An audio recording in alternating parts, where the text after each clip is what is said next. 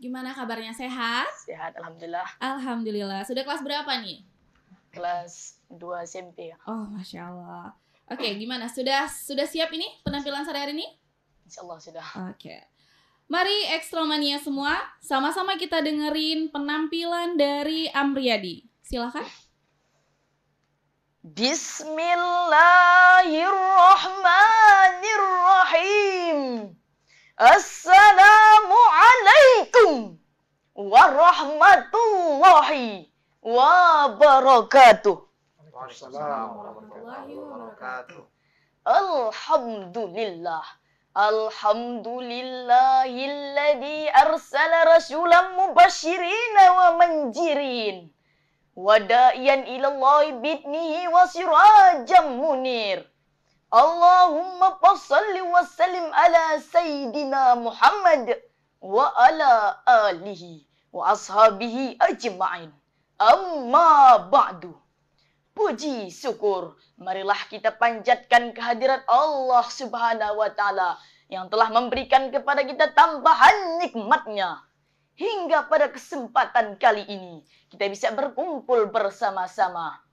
Selawat beserta salam, semoga tetap tercurahkan kepada sang penghulu alam, Putra Abdullah, buah hati Siti Aminah, yang lahirnya di kota Mekah Al-Mukarramah dan wafatnya di Madinah Al-Munawwarah, yakni Nabi besar Muhammad sallallahu alaihi wasallam. Ma'asyiral muslimin rahimakumullah. Ucapan terima kasih saya ucapkan kepada MC acara tadi yang telah sudi hatinya memanggil nama baik saya guna dan tujuan untuk melontarkan sebuah sarahan pidato yang saya beri judul bijak dalam menggunakan media sosial di bulan Ramadan. Dewan Hakim yang mulia, hadirin pendengar radio Ekstra FM yang dirahmati oleh Allah Subhanahu wa Ta'ala. Seiring dengan berkembangnya teknologi dan informasi di era sekarang ini, kita dapat merasakan betapa derasnya arus informasi yang beredar di tengah-tengah masyarakat. Semua itu terjadi karena kemudahan dan fasilitas yang disuguhkan oleh teknologi untuk membantu manusia. Islam tidak anti terhadap perkembangan dan kemajuan ilmu dan teknologi, seperti halnya media sosial, media cetak, media elektronik, dan media televisi. Bahkan Islam sangat mendukung umatnya menguasai dan menggunakan media. Islam juga tidak melarang umat Islam yang sedang menjalankan ibadah puasa menggunakan dan menerima berbagai informasi. Di era digital, perkembangan informasi begitu cepat melalui media sosial seperti WhatsApp, Instagram, Facebook, Twitter, Telegram, dan media televisi. Masyarakat dapat menyebarkan dan menerima berbagai informasi. Namun hadirin, hampir semua dari konten media sosial sangat sulit dibedakan mana yang benar dan mana yang salah. Kadang berisikan fitnah, bohong, ujaran kebencian dan permusuhan. Dalam hal ini, Allah Subhanahu wa Ta'ala berfirman dalam Al-Quran, surah Al-Ahzab ayat 70 yang berbunyi, A'udzu billahi minasyaitonir rajim. Bismillahirrahmanirrahim. Ya ayyuhalladzina amanu taqullaha wa qulu qawlan sadida.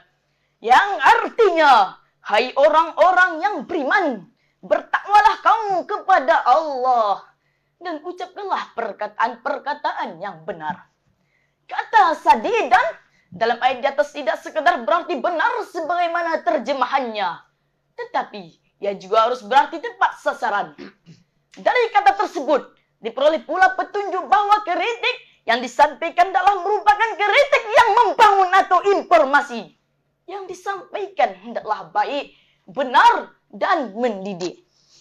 Tahir Ibnu Asyur menggarisbawahi kata kaul yang menurutnya satu pintu yang sangat luas, baik yang berkaitan dengan kebaikan maupun dengan keburukan, dengan perkataan yang tepat.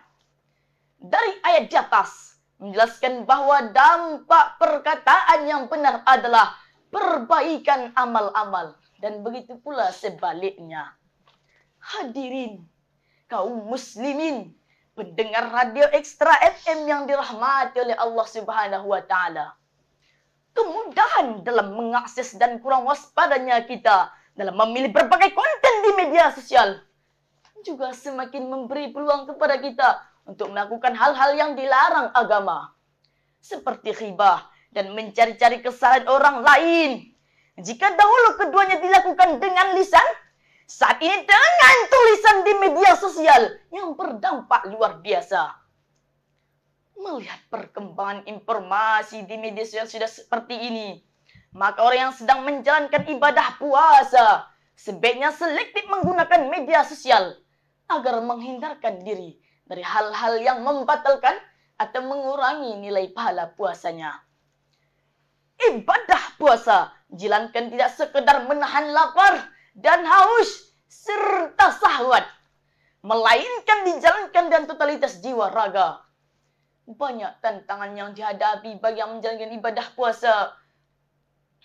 Menahan diri hawa nafsu, seperti membatasi dan selektif melihat konten-konten yang mengandung pornografi. Mendengar dan ikut menyebarkan informasi yang mengandung bohong, fitnah, ujaran kebencian, dan permusuhan. Semua itu dapat berakibat pada menurunnya kualitas ibadah puasa kita. Alih-alih mendapatkan pahala, kita hanya lapar dan dahaga saja dari ibadah puasa yang kita lakukan. Emang mau capek-capek puasa tanpa mendapatkan pahala? Yang benar aja, rugi dong. Rasulullah sallallahu alaihi wasallam bersabda, "Kam min shaimin laisa lahu min siyami illa ju'i wal atas." Dari Abu Hurairah, Rasulullah sallallahu alaihi wasallam bersabda, berapa banyak orang yang tidak mendapatkan pahala puasa kecuali hanya lapar dan dahaga saja. Hadis riwayat An-Nasa'i. Hadirin kaum muslimin wal muslimat, pendengar radio Ekstra FM yang dirahmati oleh Allah Subhanahu wa taala. Dari syarahan pidato di atas dapat kita ambil kesimpulan bahwa yang pertama, menggunakan media sosial dapat mendukung amaliyah Ramadan dengan melihat konten-konten ceramah agama, tilawah Al-Quran, serta melihat konten-konten yang memotivasi meningkatkan keimanan dan ketakwaan kepada Allah. Yang kedua, tidak melihat, menonton dan menyebarkan informasi yang mengandung bohong, fitnah, ujaran kebencian, dan melihat konten-konten yang mengandung unsur pornografi, foto dan video yang mengumbar aurat secara terbuka tidak pantas ditonton, agar mata penglihatan kita semua terpelihara dengan baik dari hal-hal yang mengurangi nilai pahala puasa. Yang ketiga, mengelola waktu bermedia sosial dengan teratur dan hendaknya tidak mudah menyebarkan informasi, terutama yang tidak tahu asal-usul dan kebenaran dan manfaatnya bagi umat Islam yang menjalankan ibadah puasa. Tidak sekedar menjaga lisan dari perkataan kotor dan menyinggung orang lain, namun ikut menjaga jari-jari manis supaya tidak mengetik dan menyebarkan informasi yang tidak benar atau bohong, apalagi yang dilakukan dengan sengaja atau terencana. Berbohong adalah perilaku yang bertentangan dengan ibadah puasa kita. Cukup sekedar ini yang dapat saya sampaikan. Lebih dan kurang saya mohon maaf. Kebenaran datangnya dari Allah Subhanahu wa taala dan kesalahan datangnya dari saya sendiri. Ku coba-coba memanjat pohon kelapa sampai di atas tak ada buahnya. Saya tak takut bersayembara, kalah dan menang soal biasa. Hadanallahu wa iyyakum ajma'in. Wassalamu alaikum warahmatullahi wabarakatuh. Waalaikumsalam warahmatullahi wabarakatuh. Nah, itulah tadi penampilan yang luar biasa dari Ananda Amriyadi. Masukan dari Dewan Juri, dari peserta Amriyadi pada sore hari ini, bagaimana Pak Ustadz Ali Basir? Silahkan komentarnya. Terima kasih saya. Assalamualaikum Amriyadi ya. Waalaikumsalam warahmatullahi wabarakatuh. Sehat puasa? Alhamdulillah sehat. Boleh tahu Ustadz yang keberapa ini ikut ini? Bersama ini 2 kali. 2 kali. Udah pernah juara? Kemarin harapan 3 sen. Harapan 3 ya. Baik ya, Amriyadi, kamu selama 10 menit menggelegar ya. Judulnya apa tadi? Bijak dalam menggunakan media sosial di bulan Ramadan. Alhamdulillah, temanya bagus ya. Aktual, bijak dalam menggunakan medsos di bulan Ramadan. Tapi hanya di bulan Ramadan saja. Di luar Ramadan bagaimana? Nah, ini penting ya. Nah, tapi berapa catatan Ustaz ini? Pertama, setelah kita mengucapkan salam, kemudian ucapkan alhamdulillah ya. Tapi sekali aja, kalau usah berulang ya. Kemudian kita membuka ceramah itu singkat saja awalnya, tak usah panjang. Maksudnya pembukaannya itu tak usah panjang, karena kita durasinya cuma 10 menit ya.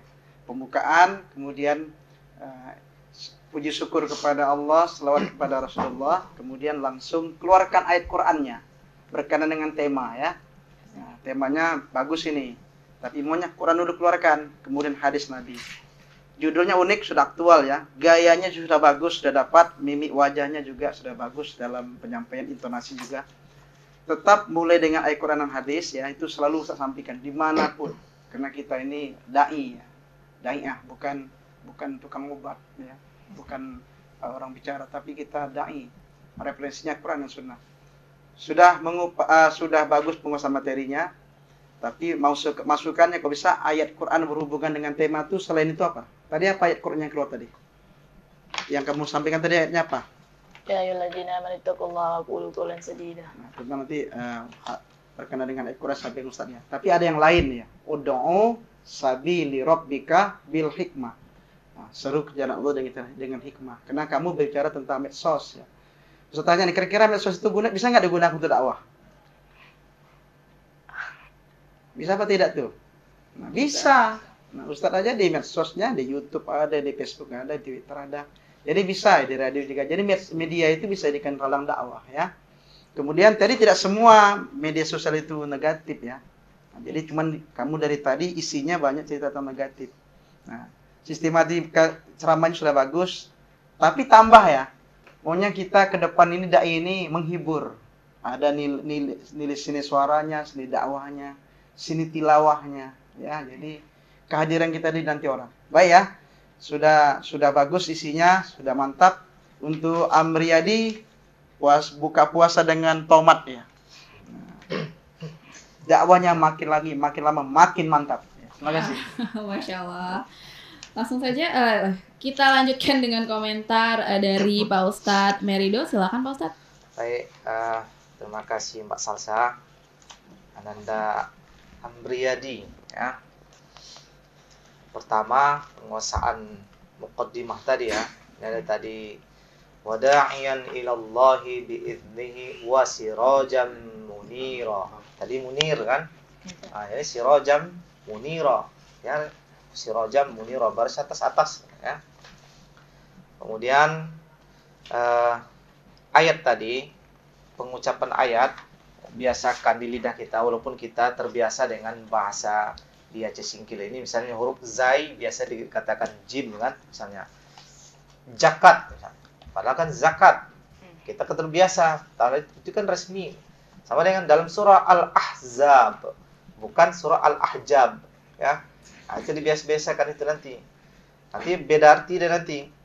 Kemudian ayat yang digunakan tadi memang harus ada ayat lain lagi, misalnya ya ayyuhalladzina amanu idza ja'akum fasiqum binaba'in fatabayyanu, misalnya kan, apa lagi. Kemudian ayat yang tadi dibaca ini harusnya karena ayatnya cuma satu, harusnya disempurnakan ini. Ayat ini kan bukan sampai di qaulan syadida kan? Ya ayyuhalladzina amanu taqullaha wa qulu qawlan sadida. Apa semuanya? Yuslih lakum ya. Ada sambungan ya.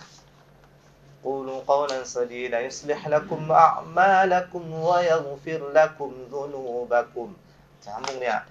Itu harusnya di kesempatan membaca ayat itu, kesempatan mendapatkan nilai sebaik-baiknya ya. Keluarkan suara sebaik-baiknya.